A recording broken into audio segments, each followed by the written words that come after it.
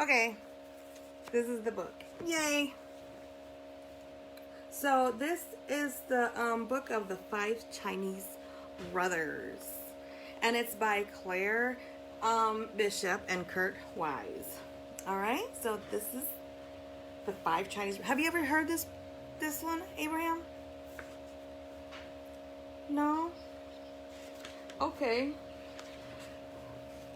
So here is the Five Chinese Brothers. 1, 2, 3, 4, 5.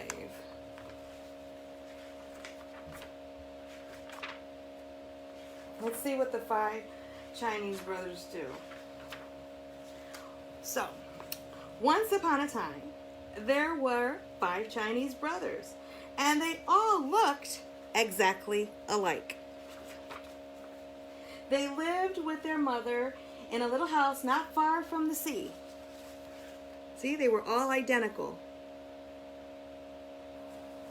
Identical twins or quintuplets. The first Chinese brother could swallow the sea. The second Chinese brother had an iron neck. The third Chinese brother could stretch and stretch and stretch his legs. The fourth Chinese brother could not be burned. And the fifth Chinese brother could hold his breath indefinitely. Okay. There's the picture. All right. So every morning, the first Chinese brother would go fishing, and whatever the weather, he would come back to the village with beautiful rare fish, just as he caught and could sell in the market for a very good price. One day, he was leaving the marketplace, and a little boy stopped him and asked if he could go fishing with him. No, it couldn't be done, said the first Chinese brother. But the little boy begged, and finally the first Chinese brother consented. Under one condition, he said, and that is that you shall obey me promptly. Yes, yes, the little boy promised. See, he's supposed to pay attention and obey. All right. Early next morning, the first Chinese brother and the little boy went down to the beach. Remember, said the Chinese brother, you must promptly obey. When I make a sign for you to come back, you must at once. Yes, yes, yes, the little boy promised. That's him at sea. See, he's going to try to teach him how to do how to fish.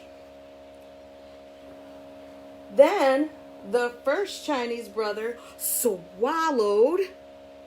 Look at that. He swallowed the whole sea. Yeah.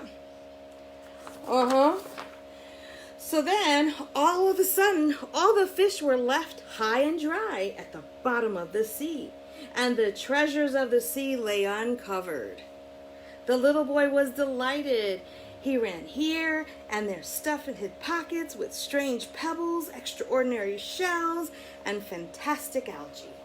So he could swallow up the sea, and everything on the bottom of the sea was visible. Cool, right? All right.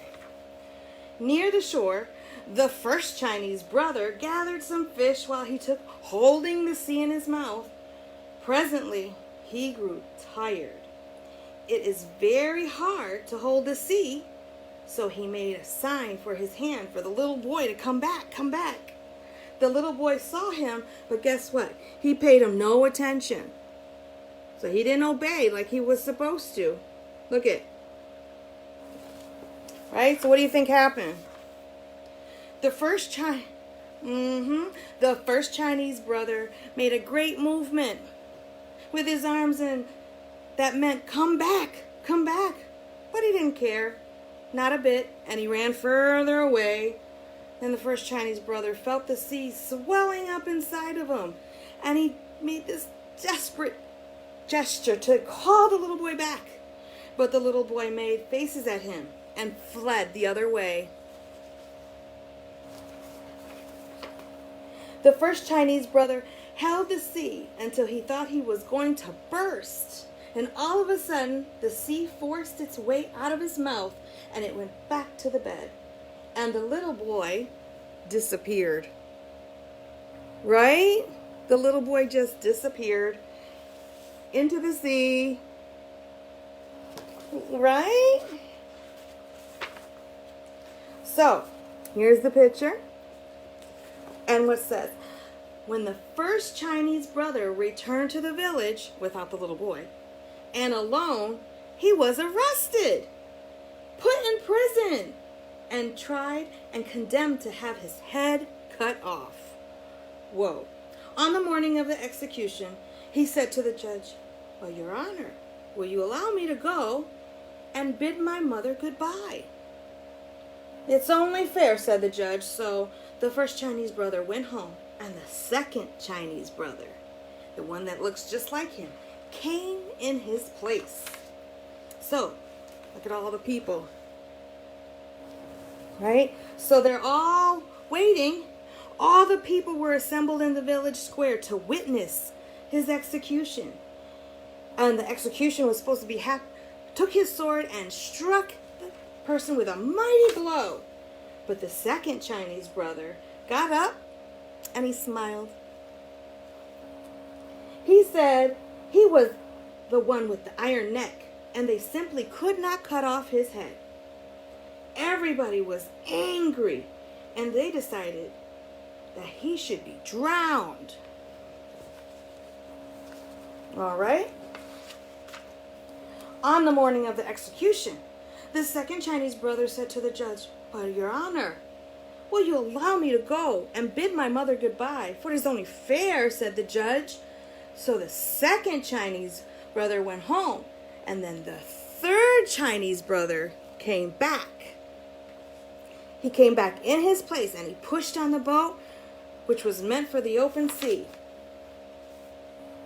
When they were far out on the ocean, the third Chinese brother was thrown overboard. His smiling face was bobbing up and down in the crest of the waves. He simply could not be drowned. Everyone was angry, and they decided that maybe we should burn him. On the morning of the execution, the third Chinese brother said to the judge, "Well, Your Honor, will you allow me to go and bid my mother goodbye?" "So it's only fair," said the judge. So the third Chinese brother went home, and he got the fourth brother to come in his place. It's nice to have some brothers. I love my siblings. He was tied up to a stake, and they were going to put fire to him, and all the people stood around watching. And in the midst of the flames, they heard him say, "This is quite pleasant. Bring some more wood." The people cried. The fire roared higher. "Now it is quite uncomfortable," said the fourth Chinese brother, for he was the one who could not be burned.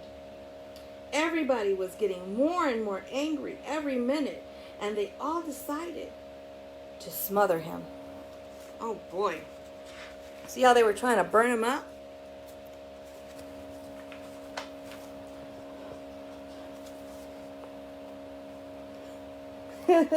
On the morning of the execution, the fourth Chinese brother said to the judge, "Your Honor, will you allow me to go bid my mother goodbye? It's only fair."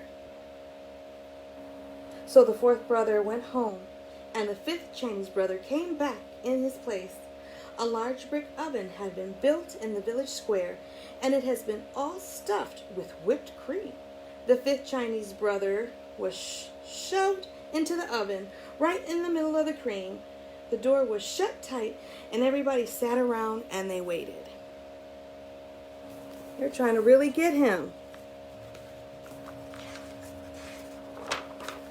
Look at all the people just wanting to do bad to these brothers. But each one of the brothers had the other brother's back, right? They were not going to be tricked again.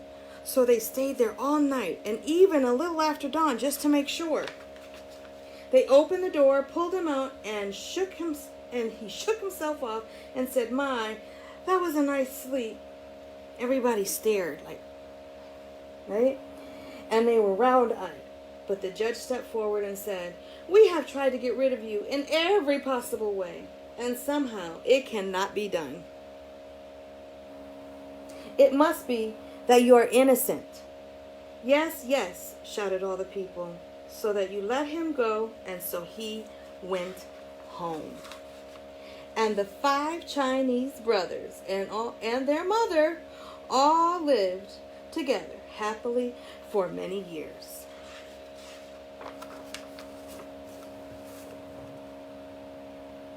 All right. Look at my handsome nephew. He's on with me on Zoom. Say hi to the peoples.